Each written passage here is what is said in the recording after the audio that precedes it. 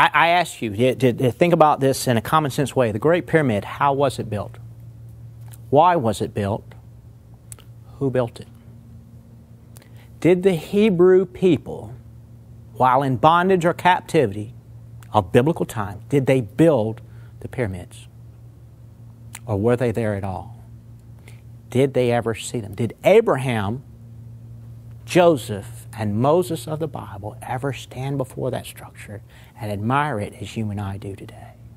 Or did they see it from a different perspective? Did aliens build the Great Pyramid? What about the other pyramids? There's 9 pyramids on the Giza Plateau. Which one was built by the aliens? How many of them were built by the aliens? Are the pyramids of Atlantean design, are they from the land of Atlantis? And how would we know?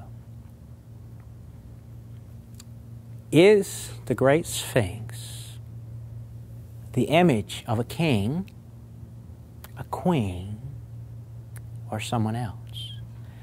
How would we recognize to know who the Great Sphinx is supposed to represent?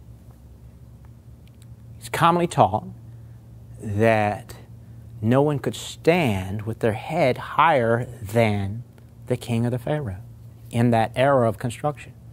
Then how come we can walk around the structure and our head be higher than the Sphinx?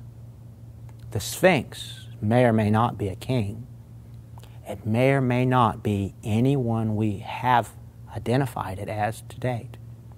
And the people who argue about the identity may not be fully equipped.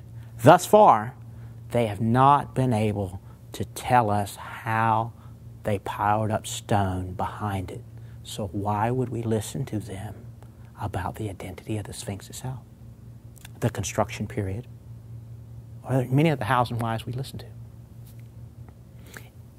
Is it possible to think that following the Spanish conquests of Central America and them finding people buried in pyramid-like structures in the 1600s, Ponce de Leon pursuing the Fountain of Youth, and those people of that era, is it possible that the news breaking in Europe led the French and European explorers upon arrival in Egypt to think they had once again found tomb structures? Is it possible that they became so enamored with the idea and their mystical pursuit that they missed the truth when they came across it? Is it possible